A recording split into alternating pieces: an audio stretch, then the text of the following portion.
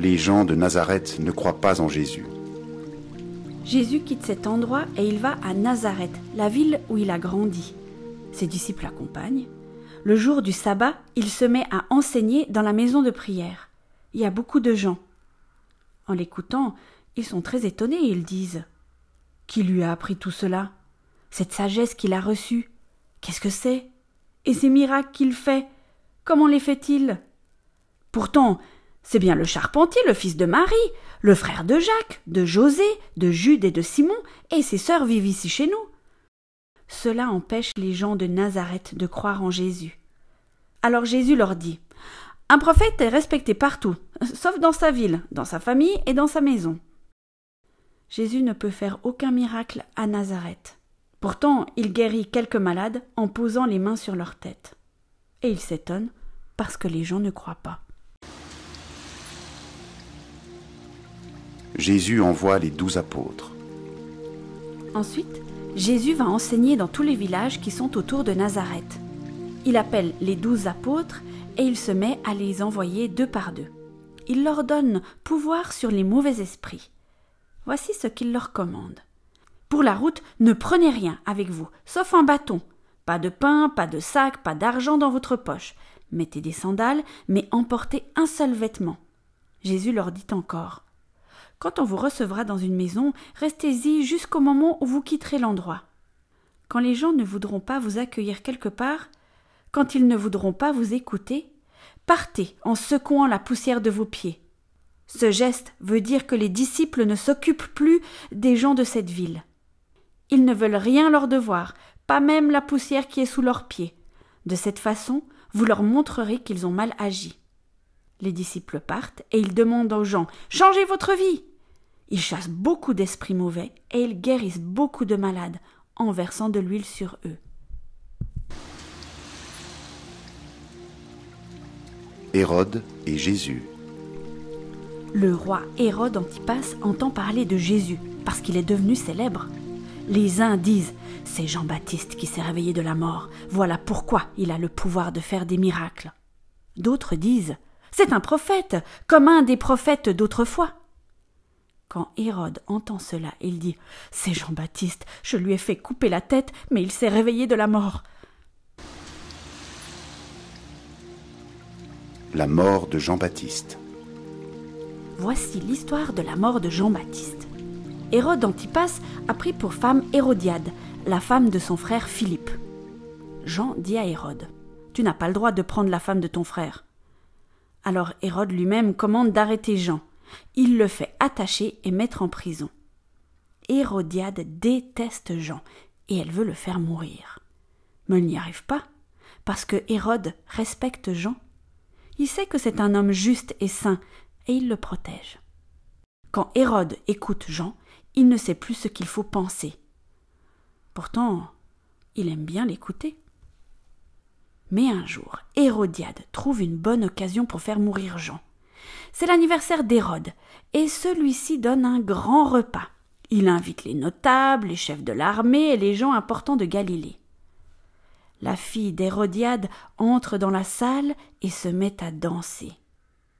Elle plaît à Hérode et à ceux qui mangent avec lui. Alors le roi dit à la jeune fille « Demande-moi ce que tu veux et je te le donnerai. » Puis il fait ce serment. « Je te donnerai ce que tu me demanderas, même la moitié de mon royaume. » La jeune fille sort et dit à sa mère « Qu'est-ce que je vais lui demander ?»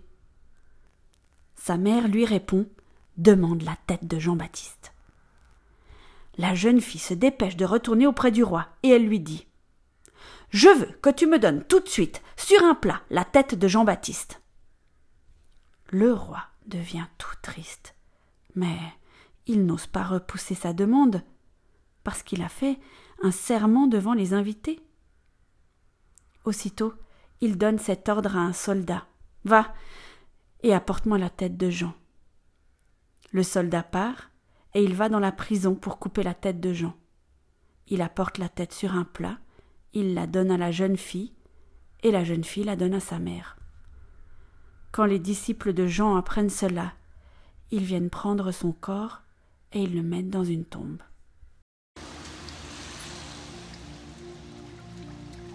Jésus nourrit une grande foule. Les apôtres se réunissent auprès de Jésus. Ils lui racontent tout ce qu'ils ont fait et ce qu'ils ont enseigné.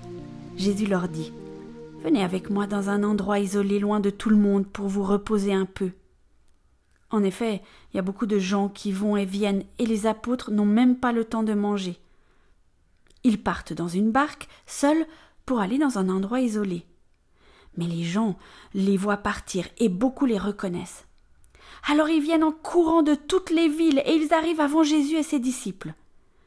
Quand Jésus descend de la barque, il voit une grande foule. Son cœur est plein de pitié. En effet, les gens sont comme des moutons sans berger, et il se met à leur enseigner beaucoup de choses. Il est déjà tard. Les disciples s'approchent de Jésus et lui disent : « Il est déjà tard et cet endroit est isolé. Renvoie les gens dans les fermes et les villages des environs. Là, ils pourront acheter quelque chose à manger. » Jésus répond à ses disciples : « Donnez-leur vous-même à manger. » Ils lui disent : « Est-ce que nous devons aller acheter du pain pour 200 pièces d'argent ? Ainsi nous leur donnerons à manger. » Jésus leur dit : « Vous avez combien de pain ? Allez voir. » Ils se renseignent et ils lui répondent : « Nous avons 5 pains et 2 poissons. » Jésus donne cet ordre à ses disciples : « Dites à tout le monde de s'asseoir par groupe sur l'herbe verte. » Les gens s'assoient par groupe de 100 et par groupe de 50. Jésus prend les 5 pains et les 2 poissons, il lève les yeux vers le ciel et dit la prière de bénédiction. Il partage les pains et les donne aux disciples. Alors, les disciples les distribuent à la foule. Jésus partage aussi les 2 poissons entre tout le monde. Tous mangent autant qu'ils veulent. On emporte les morceaux de pain et les poissons qui restent. Cela remplit 12 paniers. Et il y a 5000 hommes qui ont mangé. Jésus marche sur l'eau. Tout de suite après, Jésus oblige ses disciples à monter dans la barque. Il veut qu'ils passent avant lui de l'autre côté du lac, vers la ville de Bethsaïda. Pendant ce temps, il veut faire partir la foule. Jésus la renvoie donc, puis il s'en va dans la montagne pour prier. Quand la nuit arrive, la barque est au milieu du lac, et Jésus est seul à terre. Il voit que ses disciples ont du mal à ramer, parce que le vent souffle contre eux. Alors, vers la fin de la nuit, Jésus vient vers eux en marchant sur l'eau. Il veut les dépasser. Les disciples voient marcher sur l'eau et ils croient que c'est un fantôme. Certaines personnes croient qu'il existe des fantômes. Pour elles, un fantôme est un mort qui revient parmi les vivants, sous une forme qui fait peur. Ils se mettent à crier. En effet, tous le voient et ils sont effrayés. Mais Jésus leur parle tout de suite en disant : « Rassurez-vous, c'est moi, n'ayez pas peur !» Il monte à côté d'eux dans la barque et le vent s'arrête de souffler. Les disciples sont profondément étonnés. En effet, ils n'ont pas compris ce qui s'est passé quand Jésus a partagé les pains. Leur cœur est fermé. Jésus guérit des malades dans la région de Génézareth. Jésus et ses disciples finissent de traverser le lac et ils arrivent dans la région de Génézareth. Ils descendent de la barque et les gens reconnaissent Jésus tout de suite. Alors ils courent dans toute la région. Ils se mettent à apporter les malades sur leurs nattes. Partout ils entendent dire « Jésus est là !» Partout où Jésus va, dans les villages, les villes, les fermes, les gens viennent mettre les malades sur les places et ils le supplient. « Laisse-les seulement toucher le bord de ton vêtement. » Et tous ceux qui le touchent sont guéris.